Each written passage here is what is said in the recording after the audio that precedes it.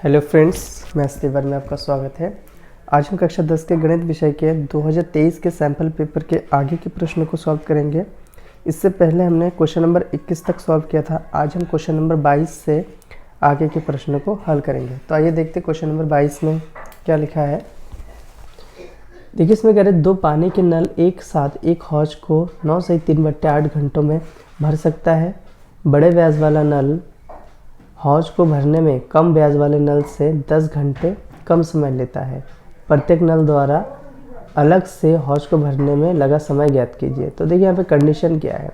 इसमें कह रहे कि जो बड़े ब्याज वाला नल है वो कम ब्याज वाले नल से 10 घंटे कम समय लेता है। तो इसमें सबसे पहले मानते हैं, माना कम ब्याज वाले नल हौज को भरने में समय लेता बराबर, ठीक है। क्या समय लेता है? x, इसको मानते हैं x घंटे लेता है, ठीक है। और यहाँ पे अगर जो कम ब्याज वाला नल है वो हौज को भरने में अगर x घंटे समय लेता है तो प्रश्न अनुसार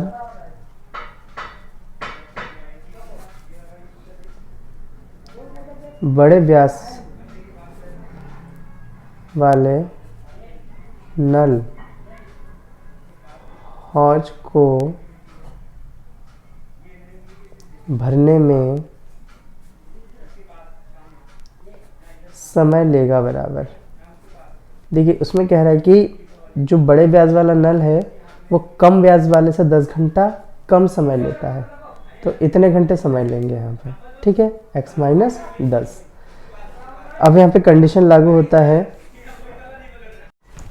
अब देखिए यहाँ पे जो कम ब्याज वाले नल है वो x घंटे में भरता है, तो यहाँ पे लिखेंगे कम ब्याज वाले नल 1 घंटे में हौज भरेगा बराबर। देखिए अगर पूरा भरने में x घंटे लगता है तो 1 घंटे में 1/x भाग ई भरेगा, ठीक है। फिर लिखना है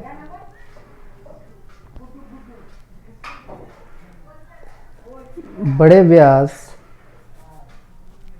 वाले नल 1 घंटे में हौज भरेगा बराबर। देखिए बड़े ब्याज वाले नल को x माइनस 10 घंटे चाहिए था, तो 1/x माइनस 10 भाग इतना भरेगा, ठीक है। अब दोनों नल कितने घंटे में भरता है, तो लिखेंगे दोनों नल हौज को भरने में समय लेता बराबर। ये क्वेश्चन में दे रखा है, ये 9 से 3/8 घंटे, 9 से 3/8 घंटे। तो यहाँ पे लिखते हैं दोनों नल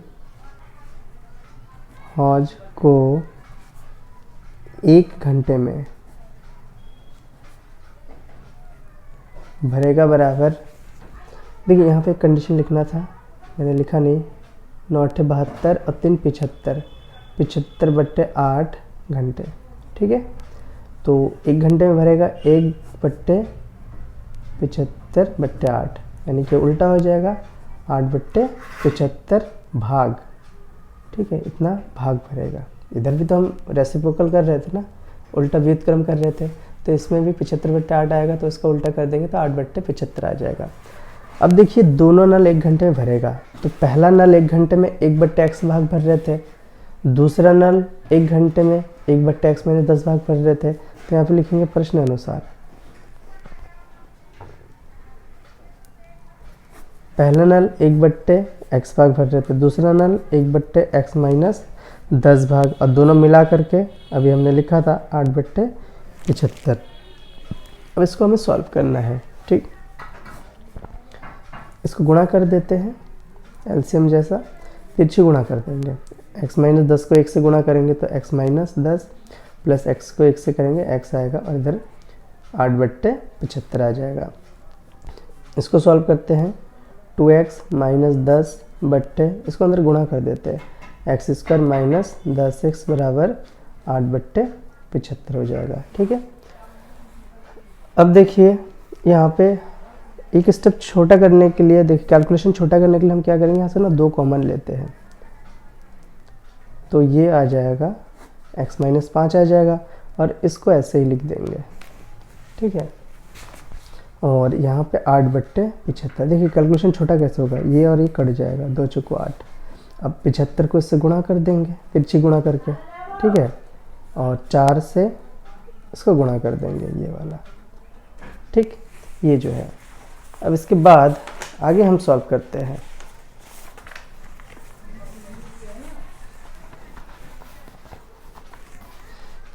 देखिए इसको अंदर गुणा कर देंगे। ठीक है, 75 को x से करेंगे, 75x आएगा, माइनस 75 को 5 से गुणा करेंगे, 5 पंजे 25, 5 7 35 और 2 37 हो जाएगा, बराबर 4x स्क्वायर माइनस 4 दम 40x हो जाएगा। अब इसको आगे सॉल्व कर लेते हैं, सब एक तरफ ले आएंगे। देखो x स्क्वायर माइनस 40x, ये तो ऐसे रहेगा, 4x स्क्वायर माइनस 40x, ये इधर जाएगा तो 75x प्लस ये 375 इधर जाके प्लस का हो जाएगा। अब इसको सॉल्व कर लेते हैं। 4x स्क्वायर क्योंकि माइनस माइनस प्लस हो जाएगा, 115x प्लस 375 बराबर 0। अब इसको हम द्विघाती सूत्र से सॉल्व करते हैं, थोड़ा इजी हो जाता है। ठीक है, इसको द्विघाती सूत्र से सॉल्व कर लेते हैं तो लिखेंगे ax square plus bx plus c बराबर 0 से तुलना करने पर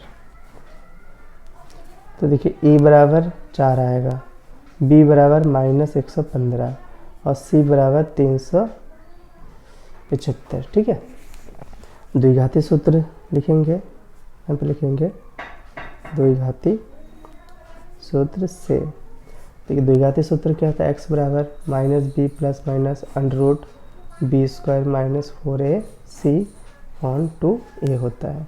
तो x बराबर माइनस बी की जगह पे माइनस 115 लिखेंगे, प्लस माइनस बी स्क्वायर की जगह सॉल्व करके माइनस का 115 का स्क्वायर लिखेंगे, माइनस 4ac, 4a की जगह पे 4 और c की जगह पे 375। ठीक है, 2a की जगह पे 4 लिखेंगे। अब बारी है थोड़ी कैलकुलेशन की, यहाँ पे कैलकुलेशन करेंगे। देखिए माइनस माइनस प्लस हो जाएगा। ठीक है, अंडर रूट। अब कैलकुलेशन करने की बारी है, माइनस 115 का होल स्क्वायर करेंगे। ठीक है, और जो भी आएगा उसको हम अभी लिखेंगे। तो 115 का जब होल स्क्वायर करेंगे तो आएगा 13,225। ठीक है, माइनस देखिए 4 चौके 16, 16 को हम गुणा करेंगे 375 से। ठीक है, तो हमारा यहाँ पे आ जाएगा 6000 बट्टे 4 दूनी 8। अब x बराबर देखिए 115 तो यहाँ पे लिखेंगे ही लिखेंगे, अंडर रूट। अब 13,225 में से, ठीक है, 13,225 में से 6000 हम घटा देंगे। तो इसको घटाते हैं, घटा के देखते हैं कितना आता है। तो हमारा आ जाएगा घटा के 7,225 आ जाएगा, बट्टे 8 आ जाएगा। ठीक, इस प्रकार से आप लोग घटा लीजिएगा। अब हम क्या करेंगे कि इसका वर्गमूल निकालेंगे। ठीक है, मैं वर्गमूल यहाँ पे सॉल्व करके बता देता हूँ कैसे किया जाता है। ठीक है, देखिए 7 2 2 5 जोड़ा बना लेते हैं। 9 में 81 ज़्यादा हो जा रहा है तो हम 8 बार करते हैं, 8 अट्ठे 64 और ये 8 जोड़ देते हैं, 8 8 16 हो जाएगा। इसको घटाएंगे तो ये 8 आ जाएगा। ठीक है, यहाँ पे 225, ये इस प्रकार से आ जाएगा। अब यहाँ पे हम ऐसी संख्या यहाँ पे लेंगे कि उससे गुणा करने पर, जैसे 5 लेते हैं, 5 से अगर गुणा करेंगे तो 5 पंजे 25 5 30, 2 32, हासिल 3, 5 3 8, यानी 5 बार में हो जा रहा है, यानी इसका जो वर्गमूल होगा वो 85 होगा बट्टे 8 हो जाएगा। ठीक है, एक बार धन चिन्ह लेने पर, एक बार ऋण चिन्ह लेने पर। तो देखिए जब पॉजिटिव चिन्ह लेंगे, पॉजिटिव चिन्ह लेने पर, तो x बराबर 115 प्लस 85 बट्टे 8, इसको हल कर लेते हैं। 115 में 85 जोड़ेंगे तो देखिए 5 और 5 10, 8 एक 9 और एक 10। ठीक है, यहाँ पे 2 आ जाएगा। तो x बराबर, इसको सॉल्व करते हैं, 8 दूनी 16, 8 पंजे 40, तो कितना आ जाएगा 25 आ जाएगा। नेगेटिव वाला भी करके देखते हैं, यहाँ पे लिखेंगे नेगेटिव चिन्ह लेने पर, तो x बराबर 115 माइनस 85 बट्टे 8, तो x बराबर, इसको घटाएंगे 0 आ जाएगा और 3 आ जाएगा, 8 आ जाएगा। ठीक है, तो x बराबर देखिए यहाँ पे 2 से काटेंगे, 2 चौको 8 और यहाँ 15 हो जाएगा, तो 15 बट्टे 4 आ जा रहा है, यानी भिन्न में आ रहा है पूरा, और ये पूरा पूर्णांक आ रहा है, तो हम इसी को ही लेंगे। देखिए हमने पहले माना क्या था, यहाँ पे ये माना था ना कि कम ब्याज वाले नल हौज को भरने में समय लेते हैं x घंटे, तो इसका आंसर क्या हो जाएगा, लास्ट में देखिए एक लाइन हिंदी हमें लिखना पड़ेगा कि कम ब्याज वाले नल, यहाँ पे लिख देते हैं कम ब्याज वाले नल हौज को भरने में समय लेगा बराबर 25 घंटे। ठीक है, और बड़े ब्याज वाले, ठीक है, नल हौज को भरने में समय लेगा बराबर 25 माइनस 10, यानी कि 15 घंटे। ठीक, तो इस प्रकार से इसका सॉल्यूशन हो जाएगा, और ये मोस्ट इम्पॉर्टेंट क्वेश्चन है। ठीक है, और इजी भी है, ज़्यादा टफ नहीं है, तो इस प्रकार से इसको सॉल्व करेंगे। अगला क्वेश्चन है, देखिए इसमें कह रहा है कि 23वां नंबर क्वेश्चन, एक समतल जमीन पर खड़ी मीनार की छाया उस स्थिति में 40 मीटर लंबी हो जाती है जबकि सूर्य का उन्नतांश 60 डिग्री से घटकर 30 डिग्री हो जाता है, मीनार की ऊंचाई ज्ञात कीजिए। देखिए प्रश्न अनुसार हम चित्र बना लेते हैं इसमें। देखिए मेन चीज़ त्रिकोणमिति में ना चित्र बनाना है, इसके जो अनुप्रयोग है, एक मीनार है और इस मीनार की छाया हम मान लेते हैं कि ये है। ठीक है, तो अभी तो नॉर्मल स्थिति में मीनार से ये जो कोण है 60 डिग्री का है। ठीक है, अब यहाँ से सूर्य इधर जाने पर, देखिए सूर्य भी इधर है। ठीक है, ऐसे करके सूर्य जब इधर आ जाएगा ऐसे करके, तो ये छाया और लंबी हो जाएगी, ये छाया इतनी लंबी हो जाएगी, 40 मीटर अधिक लंबा हो जाएगा। जितना था नॉर्मल पहले यहाँ से यहाँ तक, यहाँ से 40 मीटर और बढ़ जाएगा। बढ़ने के कारण क्या हो जाएगा, ये जो कोण बनेगा ये फिर 30 डिग्री हो जाएगा। ठीक है, 60 से घटकर 30 हो जाएगा। तो हमें ये ज्ञात करना है कि मीनार की ऊंचाई ज्ञात कीजिए। इसका नामकरण कर लेते हैं ABCD। माना मीनार की ऊंचाई h बराबर, मीनार की ऊंचाई h मान लेते हैं। ठीक है, h मीटर है, ये वाला मीनार है, इसकी ऊंचाई h मीटर मान लिया। अब देखिए जहाँ से कोण बन रहा है उस दोनों त्रिभुज को लेके हम सॉल्व करेंगे। जैसे कोण एक यहाँ से बन रहा है, ये 60 डिग्री ना, तो यहाँ पे लिखेंगे त्रिभुज BCD में, ये BCD है। देखिए हमें लंब और आधार से मतलब है, कर्ण से कोई मतलब नहीं है। तो यहाँ पे लाल बट्टे कक्का, ठीक है, ये साइन थीटा के लिए यूज़ होता है और ये बीच वाला कॉस थीटा के लिए यूज़ होता है और ये वाला टेन थीटा के लिए यूज़ होता है।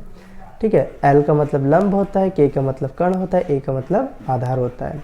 तो हमें लंब और आधार से मतलब है, तो ये टेन थीटा में ही आता है। तो इसमें लिखेंगे टेन थीटा बराबर लंब क्या है CD और आधार क्या है BC। ठीक है, तो टेन थीटा इसमें देखिए थीटा की जगह हम लिखेंगे 60 डिग्री बराबर CD कितना है H है और BC ऐसे ही रहने देंगे। टेन 60 की वैल्यू √3 होता है, तो H बट्टे BC हो जाएगा। तिरछी गुणा कर देंगे तो H बराबर √3 और BC हो जाएगा। इसको समीकरण 1 मान लेते हैं। अब देखिए कोण 30 कहाँ से बन रहा है, यहाँ से बन रहा है, ये पूरा त्रिभुज आ जाएगा इसमें। ठीक है। तो लिखेंगे त्रिभुज ए सी डी में tan थीटा इसमें भी लगेगा क्योंकि आधार और लंब, ठीक है। तो इसमें लंब सी डी है और आधार है ए सी। अब tan थीटा, थीटा की जगह देखिए क्या है 30 डिग्री है, तो यहाँ पे 30 डिग्री रखेंगे, ठीक है। इसके बाद सी डी की जगह एच रखेंगे क्योंकि देखिए चित्र में सी डी एच में आना था। अब बात आती है कि इसको हम क्या लिखेंगे, ए सी को। तो देखिए ए सी यहाँ से यहाँ तक 40 है और उसमें बी सी जोड़ देंगे, यानी 40 प्लस बी सी आ जाएगा, ठीक है। यहाँ तक क्लियर हो गया होगा।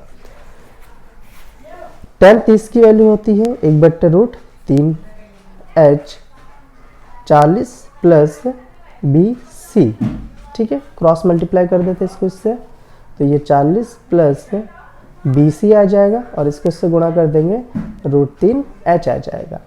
अब देखिए हमें h का मान पता है कि √3 बी सी है, तो h का मान इसमें रख देते हैं, ठीक है। तो ये लाइन में यहीं से कर देता हूँ, 40 प्लस बी सी बराबर √3 और h का मान लिख देते हैं √3 बी सी। यहाँ पे लिख भी देते हैं चौकी करके कि h बराबर √3 बी सी, ठीक है। अब देखिए 40 प्लस बी सी बराबर √3 3 होता है, बी सी को इधर ले आइए, तो 40 बराबर 3 b c minus b c. अब 40 में से 40 बराबर 3 बी सी में से 1 बी सी घटाएंगे तो 2 बी सी आ जाएगा, ठीक है। अब इसको सॉल्व कर लेते हैं, बी सी बराबर 2 इसके बट्टे में चला जाएगा तो ये आ जाएगा 20, यानी बी सी बराबर है 20 मीटर। अब हमें क्या करना है, इस बी सी का मान, क्योंकि देखिए हमें मीनार की ऊंचाई ज्ञात करनी है, तो बी सी का मान समीकरण 1 में रखेंगे। यहाँ पे लिखेंगे बी सी का मान समीकरण 1 में रखने पर, ठीक है, रखने पर। तो बी सी हमारे पास देखिए ये है, ये h बराबर इधर रखा ना, तो यहाँ पे लिखेंगे h बराबर √3 गुणा बी सी की जगह 20 लिखेंगे, तो हम लिखेंगे यहाँ पे 20√3। तो मीनार की जो ऊंचाई है लास्ट में हिंदी में लिख देंगे कि अतः मीनार की ऊंचाई बराबर 20√3 मीटर। इस प्रकार से इसका सॉल्यूशन होगा। अब अगला क्वेश्चन है इसी का अथवा वाला। इसमें कह रहा है कि एक बहुमंजिला भवन के शिखर से देखने पर एक 8 मीटर ऊंचे भवन के शिखर और तल के अवनमन कोण क्रमशः 45 डिग्री, 30 डिग्री और 45 डिग्री है। बहुमंजिला भवन की ऊंचाई और दो भवनों के बीच की दूरी ज्ञात कीजिए। देखिए इसके चित्र बना लेते हैं। मेन चीज़ है चित्र। एक बहुमंजिला इमारत ये है और ये समतल भूमि है और यहाँ पे एक भवन है। इस भवन की ऊंचाई है 8 मीटर, ठीक है। अब कह रहे कि इसके शिखर से जब हम देखते हैं तो यहाँ पे भवन के शिखर और तल का अवनमन कोण, देखिए पहले यहाँ पे बोला है ना, यहाँ पे भवन के शिखर और तल का अवनमन कोण 30 और 45 है, तो शिखर से 30 बनेगा और जो तल होगा वहाँ से 45 बनेगा, यानी तल ये वाला है। अवनमन कोण बोला है तो एक लाइन ऐसे खींच लेंगे, यहाँ से ये 45 बनेगा तो ये भी 45 बनेगा और इसके समानांतर ये वाला लाइन खींच लेते हैं। अब देखिए यहाँ से ये पूरा बनेगा 30 बनेगा और इस प्रकार से एकांतर कोण से ये वाला भी 30 हो जाएगा, ठीक है। तो हमें ज्ञात क्या करना है, पहले इसका नामकरण कर लेते हैं, ए बी सी डी और ये ई मान लेते हैं। हमें तो एक ज्ञात करना है कि ये बहुमंजिला इमारत की ऊंचाई कितनी है और ए से बी तक की दूरी ज्ञात करनी है, ठीक है। तो हमारा लॉजिक क्या कहता है कि हम सबसे पहले देखेंगे कोण कहाँ से बन रहा है। कोण बन रहा है यहाँ से, इसमें त्रिभुज कौन सा आ रहा है, ए बी डी आ रहा है, तो त्रिभुज ए बी डी में, ठीक है। अब देखिए इसमें भी tan थीटा आएगा। हमें कैसे पता चला, हमें आधार, एक तो ये दूरी ज्ञात करनी है और ये ऊंचाई ज्ञात करनी है, ये है ना, कर्ण से कोई मतलब नहीं है, तो वही वाला फॉर्मूला लाल बट्टे कक्का, ये भी बताया था ना, लाल बट्टे कक्का, तो ये लंब बट्टे आधार वाला लेंगे। तो यहाँ पे tan थीटा बराबर लंब, यहाँ पे देखिए क्या है, बी डी है, बी डी, और आधार ए बी है, ठीक है। अब एक चीज़ लिख देते हैं, देखिए जो ए बी है और ई सी है ये ना आपस में बराबर है, ठीक है, और समानांतर भी है, ठीक। और ये अगर 8 है तो यहाँ से भी यहाँ तक भी 8 ही होगा। बी सी बराबर भी क्या होगा, 8 मीटर ही होगा, ठीक है। तो ये चीज़ अभी काम आएगा आगे, इसलिए यहाँ पे इसको लिख देंगे साइड में। अब देखिए टेन थीटा, थीटा की जगह हम 45 लगा देंगे, क्योंकि हम ए बी डी की बात कर रहे हैं ना, इसलिए 45।